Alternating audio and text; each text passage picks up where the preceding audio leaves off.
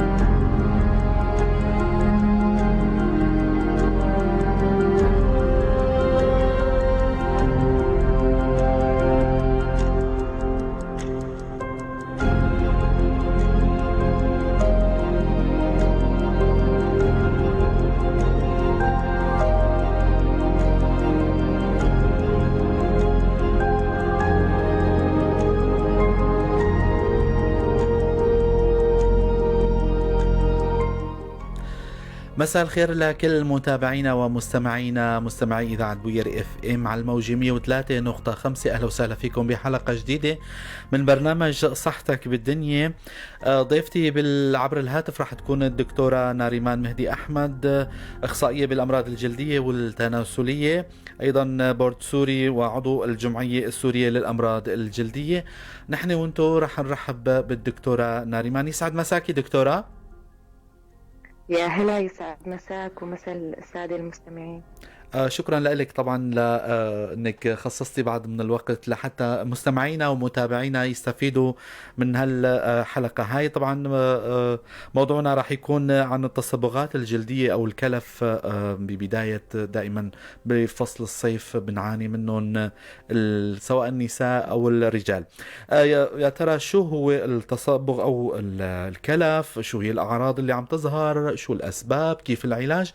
العديد من الأسئلة رح نطرحها على الدكتورة ناريمان، لكن بالبداية دكتورة لو تعرفينا عن موضوع الكلف، يا ترى شو هو؟ هلا بداية الجلد يصاب بعدة أنواع من التصبغات الجلدية، وطبعا لازم دائما نفرق بين نوع التصبغ الحاصل لاختلاف العلاج. هلا أحد أنواع التصبغات الجلدية عندنا الكلف، يعني دائما هو يعني مرض شائع عندنا بالعيادة.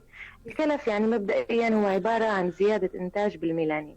نلاقي لطخات بنية تتوضع على الوجنتين على الجبهة، هو مرتبط ارتباط وثيق بالتعرض للشمس. لأي أصحاب بشرة الأكثر معرضين للإصابة بالكلف هن أصحاب البشرة الداكنة. نحن بالجلد بيتم تصنيف البشرة عندهم برقم 3 و4 و5.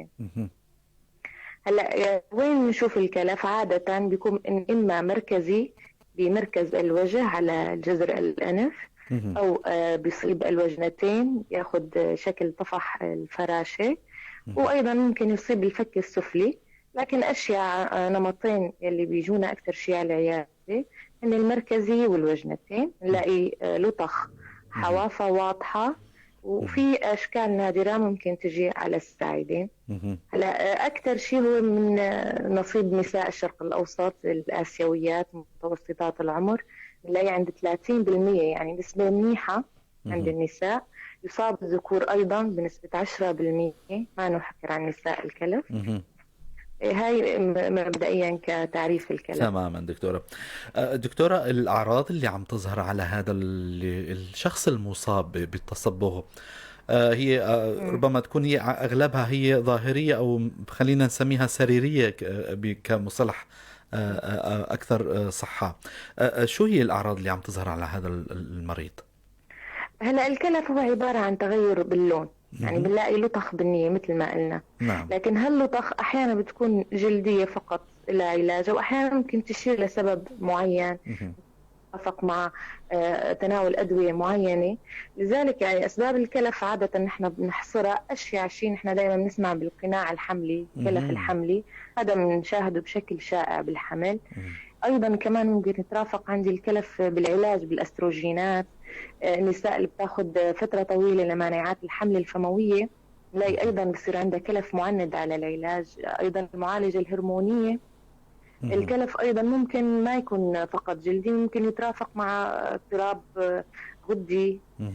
لذلك دائما ما نستهين بأي تغير لون بالجلد، لأنه ممكن يشير لعندي لمرض جهازي آخر. تماما. أيضا ممكن بعض الأدوية مثل الفينوتيين، هذا اللي نستخدمه بمضادات الصرع، كمان ممكن يعمل لي أنا كلف. تماما. هي أشياء على الأسباب فينا نحصرها تقريبا.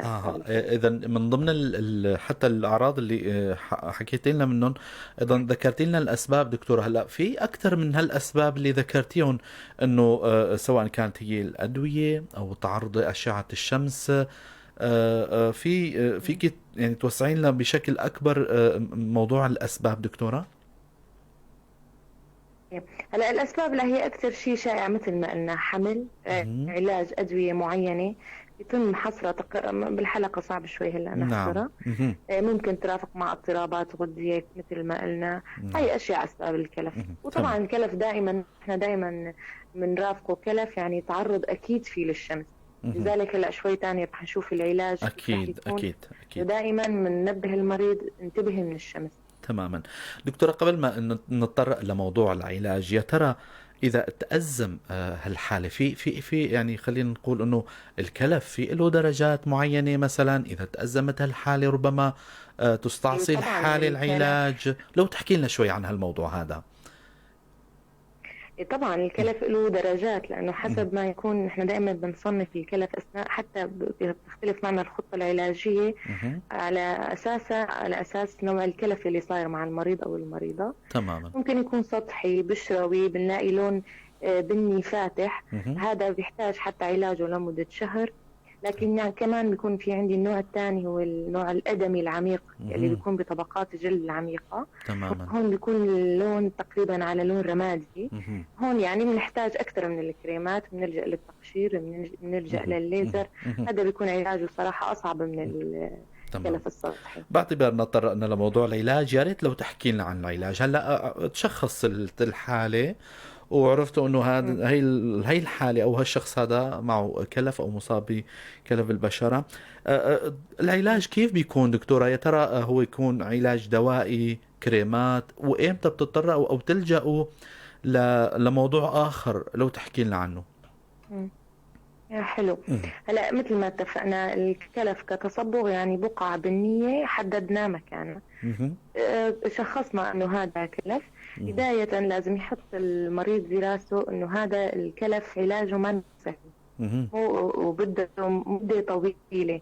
هو للأسف من الأمراض طويلة المدة، تماما. لذلك بدها صبر كبير سواء من الطبيب أو حتى من المريض نفسه او لازم يلتزم المصاب. بالتعليمات. هلا مثل ما قلنا في الكلف انواع، لذلك حسب كل نوع بنعالج. مثلا اجتني مريضه كان سبب الكلف عندها بسبب الحمل، مهم. من إلا لا تخافي، بده بعد الولاده عده اشهر. مهم. ننصح الحامل بس فقط خلال فتره الحمل انه تحط واقيات شمسيه، وبعدين بيتم العلاج وبيكون سهل. مهم. اما الكلف مثلا بتجينا نتيجه استخدام مانعات الحمل الفمويه، هذا بيستغرق مده اطول مهم. حتى يزول.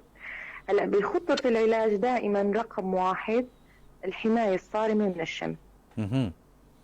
الدرجة الأولى. يعني دائما لازم بيكون جيبة المريضة بالشنطة استخدام واقي شمسي بيعطي حماية تامة من الأشعة فوق البنفسجية. مهم. هذا استخدامه بشكل يومي.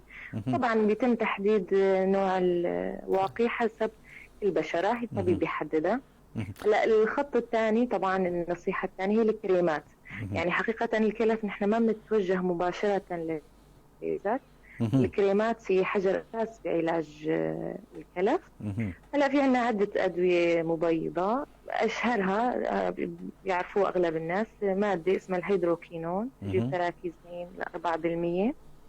طبعا حتى هاي المادة لها بروتوكول معين، ما بصير استخدامها بشكل عشوائي. تماما. بصير عندي أنا رد فعل عكسي أحيانا في زيادة تصبغ. تماما. ممكن أيضا نضيف مادة تريتوين، هاي المقشرة حتى تزيد فعالية الهيدروكينون. مهم. أكيد بدنا نشيل. هلا أحيانا في مريضة مثلا بتشخص عندها تصبغ، هي طبعا ليش نحن بنقول لازم يزور الطبيب لحتى يتم تشخيص نوع التصبغ. يعني ممكن ما أكيد. يكون كلف، حط له علاجات الكلف مثلا. مهم.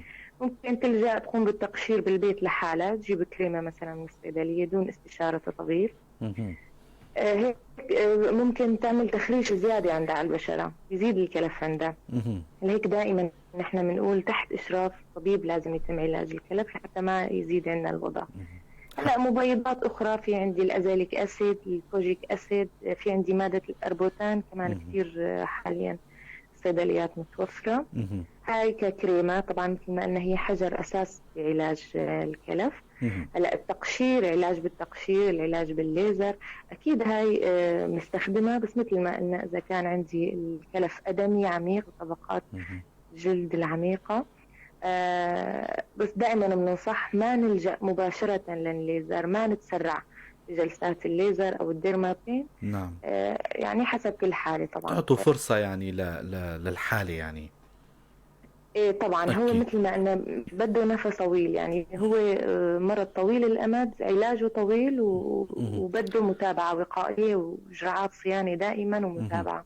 وبحاجة لصبر من المريض أيضا، حتى لأنه النتائج أحيانا ما إيه بتكون طبعا.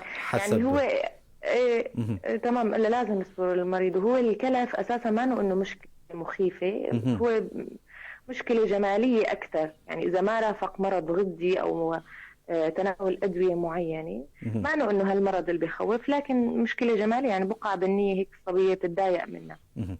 دكتورة ذكرتي نقطة مهمة، هي الخوف من المجهول. يا ترى عندكم أو خلينا ضمن موضوعنا اللي عم نحكي فيه واللي هو الكلف. إيه. بهالحالة هاي المؤشر ممكن انه يكون مثلا باعتبار في امراض سرطان الجلد، ما هيك دكتوره؟ فممكن انه حالات متأزمة او مهملة من قبل الحالة او الشخص المصاب او الطبيب، ممكن انه يعني تكون مبشر، يعني مؤشر، يعني نتائجه تكون مخوفة. طبعا هلا مهم. احنا دائما بنسمي الجلد مرآة الجسم. تماما. فأي تغير، نقص تصبغ، زيادة تصبغ، مهم. احنا مثل ما بدأنا الحديث مهم. التصبغات الجلدية إلى عدة أنواع. مهم. يعني ممكن مو نحن أي زيادة تصبغ بنسميها كلف، تمام. ممكن تكون شيء تاني بيشير لمرض تاني معين حبنا مهم. نخوف السادة المستمعين. اكيد. بس يعني أي لازم دائما يتم متابعة أي تغير لون بالجلد، لأنه مهم. طبعا أكيد يعني مرآة الجسم هو الجلد. مهم. فممكن تشير لاكتشاف مرض معين بوقت مبكر، نلحق المريض مثل ما بيقولوا. أكيد. دكتورة، دائما بلقاءاتنا يعني بنطلب من الأطباء الضيوف أنه نصائح وقائية للحالة اللي عم نناقشها اليوم. طبعا من ضمن هالنصائح يا ريت لو تركزي لنا دكتورة. هلا موضوع اللي من شوي ذكرتي ضمن سياق حديثك، ذكرتي موضوع التناول العشوائي، يعني خلينا نقول انه الاستعمال العشوائي للكريمات الغير ربما الغير مناسبة، خلينا نقولها يعني. لو اضطرأتينا ايضا طبعا. ضمن النصائح على هذا الموضوع ايضا بشكل غير مدروس، يعني تمام، تفضلي دكتور. طبعا. هلا كنصائح لمريض الكلف بشكل خاص، أول شيء لازم يعني يحط بباله إنه الوقاية من الشمس رح يكون مدى الحياة. مهم. يعني بنركز على كلمة مدى الحياة، لأنه ممكن يصيب يتحسن عن طبيبه، يهمل بعد ما يشفى يرجع مهم. الكلف. نعم. هو بيكون بسبب إنه إهمال، يعني نصيبه هو في مرضه مثل ما بيقولوا، رح يستمر معه مهم. إذا ما وقع حاله طبعا من الشمس. تماما. هلا في بس تنبيه ثاني، مهم. في بعض النساء تتعرض لمنبع ضوئي مستمر مركز. على سبيل المثال مثلا طبيبات الأسنان، المذيعين حضراتكم أحيانا أكيد. بيكون في نعم. ضوء مركز جاي مهم. هيك بشكل مباشر على الوجه. نعم. كمان أحيانا في آخر الدراسات أثبتت أنه ممكن يعمل لي بقع كلف. لذلك مهم. لابد حتى أثناء العمل جوا الغرفة يستخدموا هيك مهن واقيات شمسية. أيضا. مهم. ثالث شيء ممكن نقول مريضة الكلف، لازم تمتنع قدر الإمكان عن كريمات الأساس، مهم. عن المكياج، لأنه بصراحة يعني هدول بشراتهم حساسة. حتى الخلطات الطبيعية مثلا مهم. الليمون، الخل، هي كلها ممنوعة لمريضة الكلف، لأنه مهم. يعني عندها بشرة حساسة قابلة للتصبغ. تماما. هلا يعني رابعا مثل ما قلت، هو مو نصيحة، هو رجاء حقيقة. لأنه أها. في كثير من المريضات بيجونا على العيادة، يعني مهم. أغلب العيادات الجلدية بيكونوا بيستخدموا كريمات بشكل عشوائي. تماما. وأشيع كريم يعني هو الكورتيزونات، يعني اللي مهم. اسمها ديرموفيت، ديبروزون، إليكون. هاي للأسف خاصة بمنطقة الجزيرة أنها يعني تستخدم بشكل عشوائي. صح. يعني مثلا جارتها رفيقتها نصحتها انه والله انا حطيت هالكريم مهم. بيض وجهي او كذا، هي ممكن اول اسبوع تلاحظ انه في نتائج حلوة عليه، بس للأسف الكورتيزونات لها تأثير مدمر مهم. للبشرة. أكيد. لأنه مثلا أحد الآثار الجانبية للكورتيزونات ممكن على المدى البعيد تعمل لي تشققات بالجلد، ضمور مهم. جلد، أحيانا ممكن نشوف زيادة أشعار بالمنطقة، صح. ممكن عد استيروئيدي وهو نوع من أنواع حب الشباب. نعم. لذلك دائما لا نستهين بالكريمات أبدا. مهم. يعني ما نستخدم على مبدأ إنه والله إذا ما فادني ما راح يضرني، لا، الكريم ممكن يدمر البشرة. تماما. وصراحة نحن أطباء الجلدية اللي عم نتعذب أكيد. نتيجة الاستخدام العشوائي. مهم. هذا تماما. أكثر شيء. وطبعا بالأخير يعني آخر شيء يعني أنا بنصح أي مريضة إنه العلاج اللي بفيدك ما بيفيد غيرك، والعكس صحيح. تماما. لذلك لابد من متابعة الطبيب لحتى يحط الخطة العلاجية المناسبة إليك لحتى إنه مهم. خلص من هيك مشكلة. شكرا كثير لك دكتورة ناريمان مهدي أحمد، اختصاصية يا بالأمراض الجلدية. شكرا لكم. شكرا لكم متابعينا أيضا ومستمعينا. بتشكر زملائي بالكنترول أيضا هيلوز علي ولورين عثمان. كانت معنا عبر الهاتف الدكتورة ناريمان مهدي أحمد، إخصائية بالأمراض الجلدية والتناسلية، طبعا حائزة على شهادة بورد السوري وعضو الجمعية السورية للأمراض الجلدية. للأسبوع القادم وحلقة جديدة وضيف جديد، نضلوا بخير وسلامة.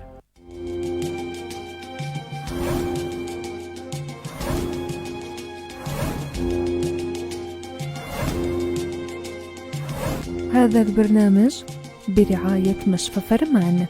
مشفى فرمان بكافة الاختصاصات: جراحية، تنظيرية، عظمية، نسائية، داخلية وأطفال.